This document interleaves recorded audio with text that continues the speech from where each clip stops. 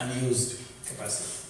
We don't know that we have selfish. Sometimes we feel pain about others, but suddenly we say, no, we are not supposed to worry about it.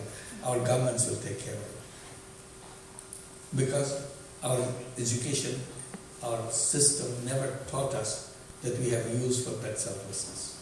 And that's what I'm complaining. I said, it has a tremendous use, and I want to use that. And I create a whole business out of it. It's a business with selflessness based businesses. So that's the reason, not because people are naturally selfish, so there's no other business can be done. I say, no, that's not true. If my proposition that people are equally equipped with selflessness would be proven wrong if we introduce in every single textbook there are two kinds of business, etc., and nobody takes the route of the social business, everybody takes the profit-making business. Then I will be proven wrong. But I can guarantee you, when you open up the door for selfless business, the selfish business will become smaller and smaller. People will not be interested. Why do we make money? What do we do with money? Suddenly those questions will come. And to emphasize that, I said making money is a happiness. And that's why everybody is running. Making money is a happiness, but making other people happy is a super happiness.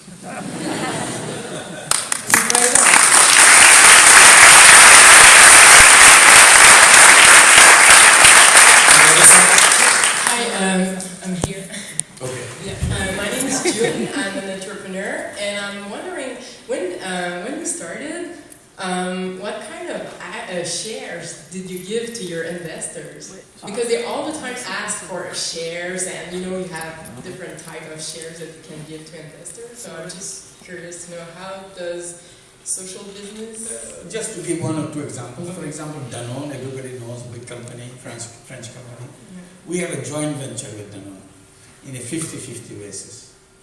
So we created this small social business company in Bangladesh to address the problem of malnutrition among the children in Bangladesh. Because in social business, you always start with a problem, then come with a business design to solve that problem.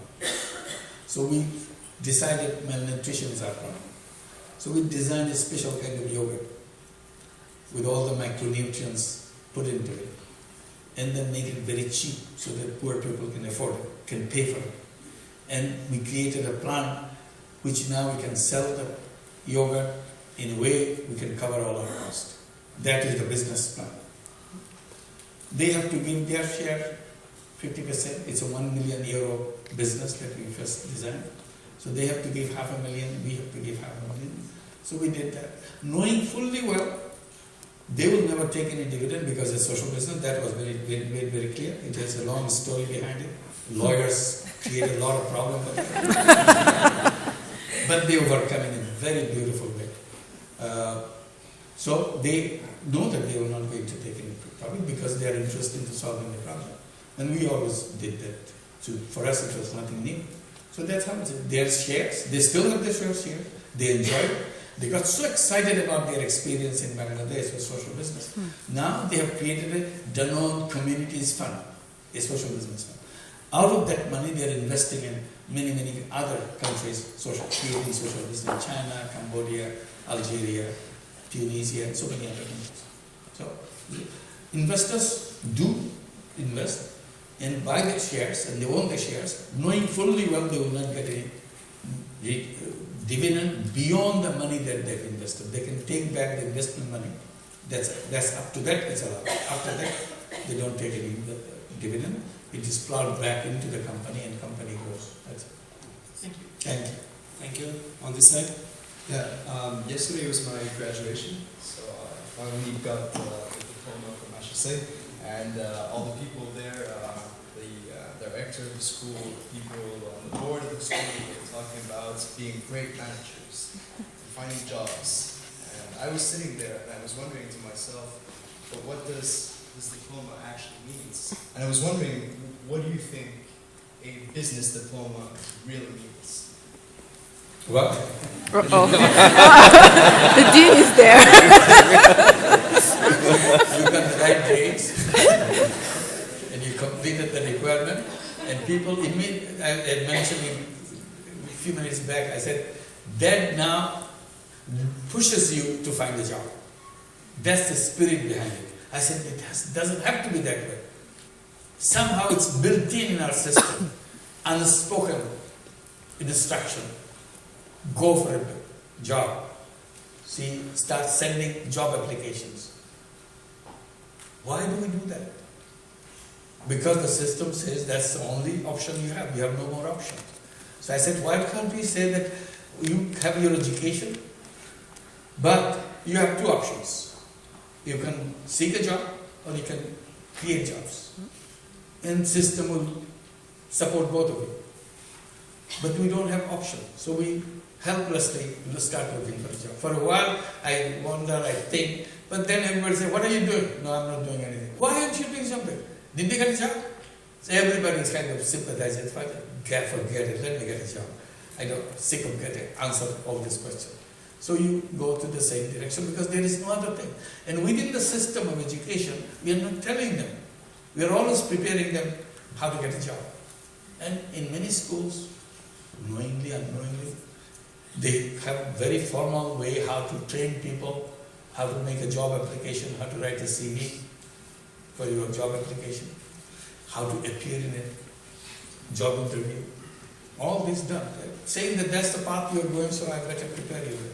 So option are not given. There's option. We have to decide which one we want to take. And then I start thinking. And then I feel, if I'm going to the job creator, I start looking for my partners here who would like to join me in this my business. Let's create a business ourselves. And then proceed with that. Thank you. Well, thank you, and maybe this is something we could add at the graduation speech. Yes.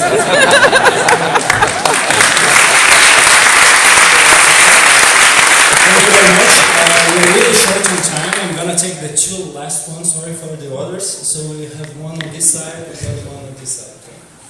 Since I'm the last one, I better make it count.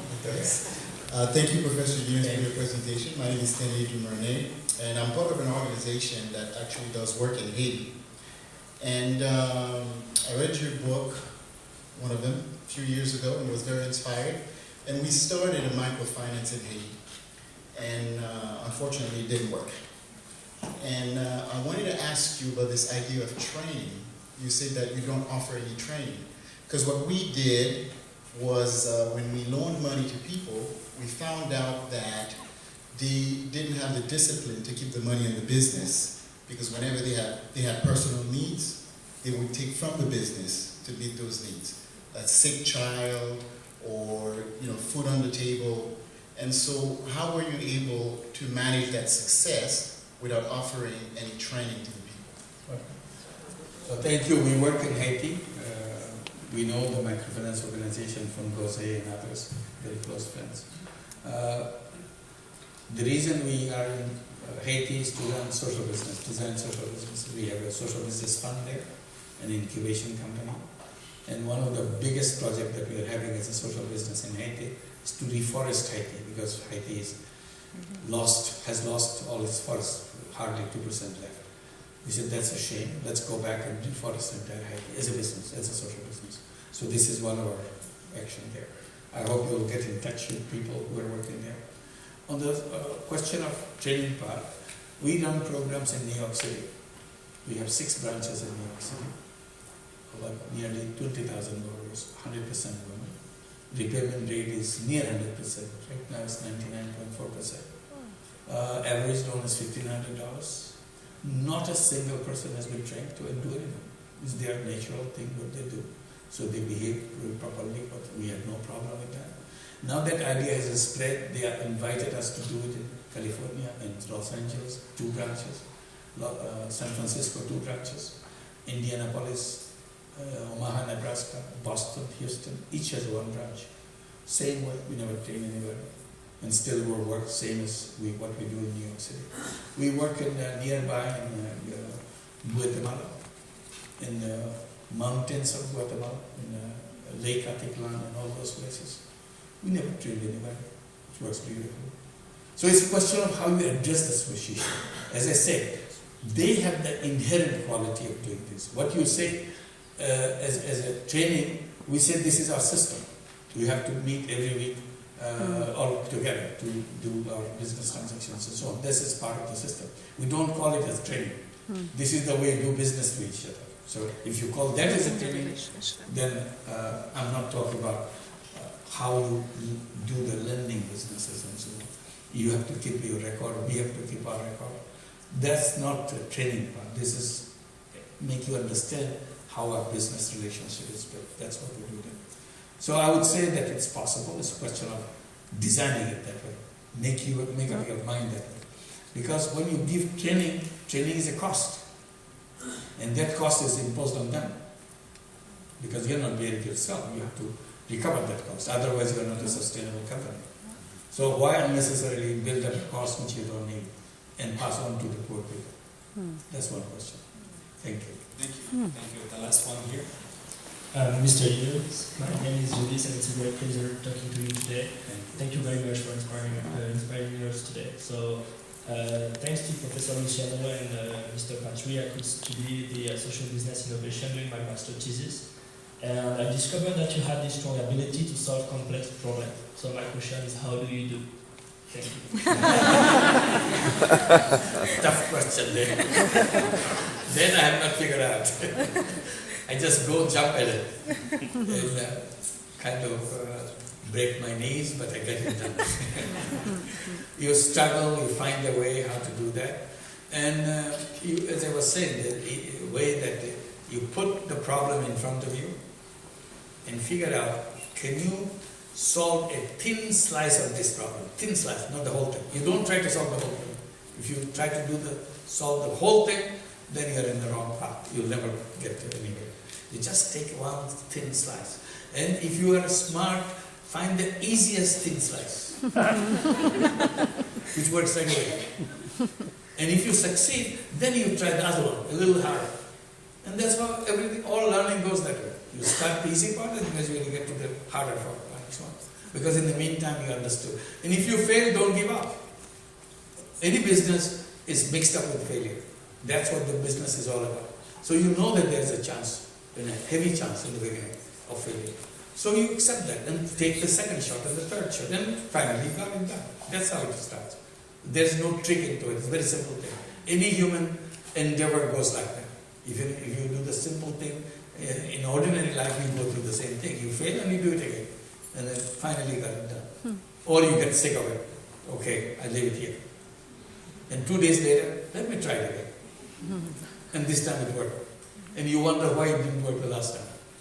That's how it works. Thank you. Thank you very much.